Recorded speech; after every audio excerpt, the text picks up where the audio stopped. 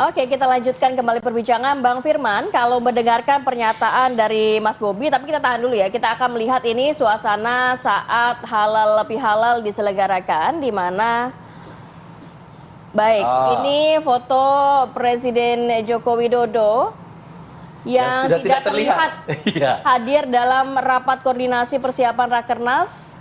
Ini yang diselenggarakan di Sumatera Utara ya? Iya, yang dicopot foto Pak Jokowi doang gitu. Fotonya Pak Jokowi tidak ada. Oh, ini kan sempat dinyatakan bahwa fotonya jatuh kabarnya.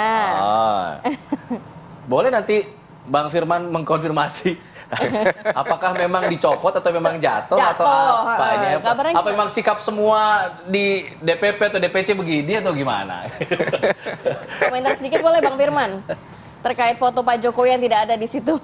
Saya belum tahu persis ya, karena kami juga belum berkomunikasi dengan DPD, PDI Perjuangan Sumatera Utara, terutama Pak Rapidin Simbolon ya. Tetapi kalau mengutip apa yang disampaikan oleh Mas Sekjen, Mas Hasto Kristianto, sebetulnya ada sejumlah juga kantor sekretariat PDI Perjuangan di berbagai level yang memang untuk sementara ini masih menempatkan soal bahwa ada misalnya kader partai yang memang tidak seayun. Tapi kan masih jabatannya masih Presiden Republik Indonesia dan juga kader PDIP gitu kan. Itu tentu hal yang kedua, saya yang menyampaikan bahwa kami kan belum berkomunikasi. Tapi kalau mengutip pernyataan Pak Sekjen, maka ada beberapa yang ini. Apa itu, bagaimana itu, tentu kita harus berkomunikasi langsung dengan harus cross check lagi ya. Iya, dan memang itu suasana kebatinan politik yang mendalam di internal PD Perjuangan, bahkan juga di konstituen yang awalnya mendukung Pak Jokowi sejak 2005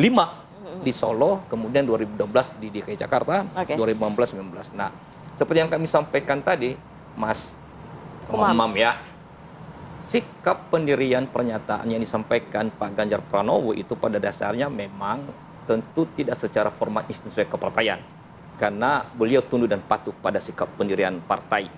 Tetapi tentu sebagai calon presiden secara boleh dong ya menyampaikan bahwa nanti misalnya ada sikap pendirian partai, apakah itu koalisi atau oposisi, tentu menyampaikan sejak awal bahwa saya di garis penguatan demokrasi di luar pemerintah, kan boleh.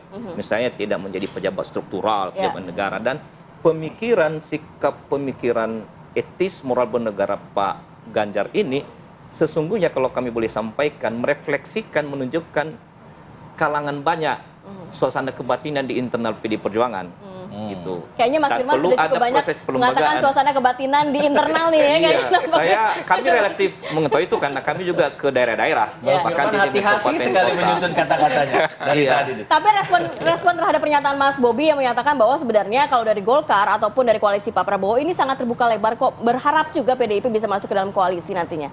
Saya dan kami bisa memahami itu dalam konteks sistem politik ketatanegaraan kita yang berbasis pada sistem presidensial. Jadi betapapun kita tidak menganut sistem parlementer, tapi dalam sistem presidensial ala Indonesia memang sangat membutuhkan sepenuhnya dukungan partai politik.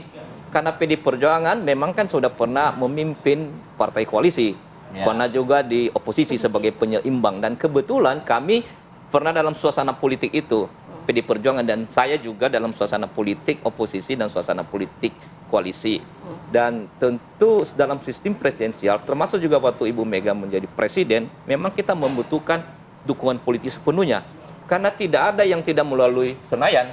Misalnya soal persetujuan pertimbangan dalam dimensi anggaran, kemudian dalam dimensi misalnya undang-undang, legislasi, kemudian juga dalam soal pengawasan. Termasuk misalnya hal di bawah itu yang misalnya minta pertimbangan soal misalnya apa yang menjadi rujukan KPU, misalnya soal peraturan KPU. Itu harus minta persetujuan dan pertimbangan. Dalam konteks itu, maka siapapun presiden pasti butuh. Iya, tapi kita harus lihat Indonesia kan dalam konteks yang lain. Ada penguatan kerakyatan, pembangunan demokrasi. Jadi keseimbangan itu perlu. Tapi keseimbangan dengan komunikasi politik antar dua kubu yang berbeda ini sudah sampai mana sih sejauh ini komunikasi yang terjalin antara dari kubunya Pak Prabowo Subianto dengan PDIP sendiri sudah sampai mana? Tawaran itu sudah ada clear jelas atau memang masih belum, masih abu-abu? Jadi ya masih tentu belum yang bisa memberikan menjawab itu adalah figur yang pernah berkomunikasi. Kan saya sendiri tidak pernah berkomunikasi. Jadi siapa Pak yang udah berkomunikasi? Iya, saya menjawab bukan dalam posisi itu, kan saya tidak tahu secara resmi, dan sampai sekarang memang misalnya soal kualitas komunikasi politik juga perlu ada. Ya. Karena kita terpanggil semua elemen bangsa untuk membangun politik bernegara.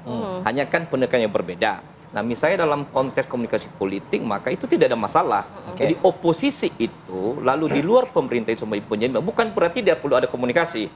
Misalnya juga PD Perjuangan waktu menjadi partai di luar pemerintah sebagai penyeimbang, juga ada banyak mendukung garis kebijakan pemerintah. Dalam ini kepemimpinan presiden. Jikalau program dan kebijakan itu pro rakyat, baik, pro demokrasi, pro kesejahteraan, itu tidak masalah. Karena kita kan tidak menganut sistem demokrasi parlementer. Ya. Apalagi dalam sistem konstitusi kita tidak ada misalnya terminologi soal oposisi. Demikian juga dalam sistem presidensial. Itu tidak ada. Jadi komunikasi juga perlu, tapi jangan dipandang itu bahwa sudah selesai. Dan jangan diletakkan itu bahwa keputusan sudah selesai. Tapi bukan berarti ini kita juga berdiam diri ya.